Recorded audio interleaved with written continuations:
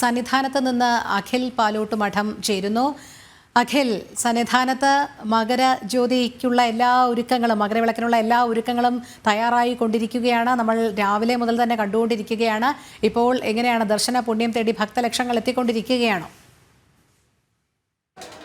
രോഹിണി, ദർശന പുണ്യമെന്ന് പറയുന്നതിന് നമുക്ക് വാക്കുകളില്ല. ശബരിമല സന്നിധാനത്ത് ഇപ്പോൾ നിൽക്കുമ്പോൾ ഇപ്പോൾ അടിക്കുന്ന കാറ്റിനു പോലും അത്രയ്ക്ക് ഭക്തിയുണ്ട്. ഈ സന്നിധാനത്തേക്ക് അടിക്കുന്ന മരങ്ങളെ തട്ടിത്തലോടി ആ പമ്പാ നദിയെ തലോടി ഈ സന്നിധാനത്തേക്ക് എത്തുന്ന കാറ്റിന് പോലും അത്രയ്ക്കുള്ള സൗന്ദര്യമുണ്ട്. നമ്മൾ കാണുന്നത് പോലെ വലിയ ഭക്തജന തിരക്കാണ് ശബരിമല സന്നിധാനത്ത് ഇപ്പോൾ അനുഭവപ്പെടുന്നത്. അല്പസമയം മുമ്പാണ്, അതായത് 8:45 ശബരിമല സന്നിധാനത്ത് ധനുരാശിയിൽ നിന്നും മകരരാശിയിലേക്ക് എത്തുന്ന സൂര്യഭഗവാന്റെ പ്രദക്ഷിണമായി മകരസംക്രമ പൂജ നടന്നത്. ഭഗവാന് പ്രത്യേക നെയ്യഭിഷേകം അടക്കം നടത്തി. അതായത് കവടിയാർ കൊട്ടാരത്തിൽ നിന്നും രാജപ്രതിനിധികൾ കൊണ്ടെത്തിച്ച പന്തളം കൊട്ടാരവും കവടിയാർ കൊട്ടാരവും തമ്മിലുള്ള ഒരു ബന്ധം പോലും പുലർത്തുന്ന തരത്തിലാണ് അത്തരത്തിലുള്ള ഒരു അഭിഷേകം നടത്തിയത്. അങ്ങനെ മകരസംക്രാന്തി പൂജ ശബരിമല സന്നിധാനത്ത് നടന്നു. അത് തൊഴുത ഭക്തജനങ്ങൾ എല്ലാവരും ഇനി കണ്ണും കാതും കോർത്തിരിക്കുന്നത് മകരവിളക്കിന് വേണ്ടിയിട്ടാണ്. അത്രമാത്രം ഭക്തിയാണ് മകരവിളക്കുമായി അനുബന്ധിച്ച് ഈ സന്നിധാനം മുഴുവനുമുള്ളത്. നമ്മൾ കാണുന്നത് പോലെ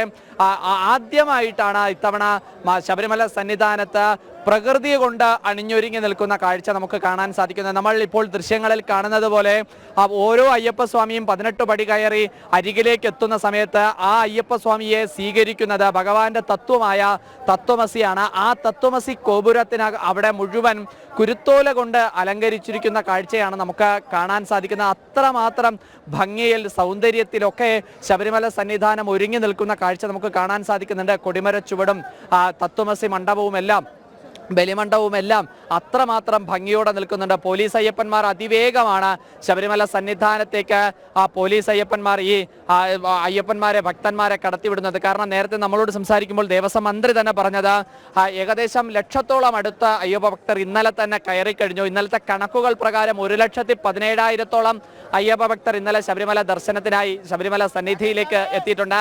ഇന്നും 1,00,000 കടന്ന് എത്തും. കാരണം ദേവസ്വം ബോർഡ് ഒരു ക്രമീകരണം ഏർപ്പെടുത്തിയിട്ടുണ്ട്. എങ്കിൽ പോലും ആ ക്രമീകരണങ്ങൾക്കും അപ്പുറത്താണ് ശബരിമല സന്നിധാനത്തെ അയ്യപ്പന്റെ ശരണം വിളി എന്നുള്ളത് കൊണ്ട് തന്നെ ഭക്തർ അത്രമാത്രമാണ് അധികം കടന്നു വരുന്നത്. അങ്ങനെ കടന്നു വരുന്ന അയ്യപ്പ ഭക്തർക്ക് എല്ലാവർക്കും സന്നിധാനത്ത് വിശ്രമിക്കാനുള്ള സംവിധാനം ഒരുക്കി കഴിഞ്ഞു. കാരണം ശരാശരി 1 മിനിറ്റിൽ ഓരോ അയ്യപ്പ ഭക്തനെയും 18 പടി കടത്തിവിടുന്നത് 1 മിനിറ്റിൽ 70 മുതൽ 75 ഭക്തരെയാണ് ശബരിമല സന്നിധാനത്തേക്ക് 18 പടി കടത്തി മുകളിലേക്ക് കടത്തിവിടുന്നത്. അതുകൊണ്ട് തന്നെ എത്രമാത്രം അയ്യപ്പ ഭക്തർ വന്നാലും അവർക്കുള്ള ദർശന പുണ്യം ഒരുക്കുന്നതിലേക്ക് വേണ്ടിയുള്ള ക്രമീകരണങ്ങളെല്ലാം ശബരിമല സന്നിധാനത്ത് അയ്യപ്പ ഭക്തർക്ക് വേണ്ടി പോലീസും ഒരുക്കിയിട്ടുണ്ട്. ഏകദേശം 5000-ഓളം പോലീസ് അയ്യപ്പന്മാർ ചേർന്നാണ് ഇത്തവണ മകരവിളക്കിന് വേണ്ടിയിട്ടുള്ള ക്രമീകരണങ്ങൾ ഏർപ്പെടുത്തി മകരവിളക്കിന് വേണ്ടിയിട്ടുള്ള സുരക്ഷാ ക്രമീകരണങ്ങൾ ഒരുക്കുന്നത്. ഏകദേശം 1700-ഓളം വരുന്ന അയ്യപ്പ ഭക്തർ പോലീസ് അയ്യപ്പന്മാരാണ് ഇത്തവണ സന്നിധാനത്ത് മാത്രമായി സുരക്ഷാ ക്രമീകരണങ്ങൾ ഒരുക്കി നിൽക്കുന്നത്. പമ്പയിൽ 800-ഓളം പോലീസുകാരുണ്ട്. നിലയ്ക്കലിൽ 750 പോലീസുകാരോളം ഉണ്ട്. അങ്ങനെ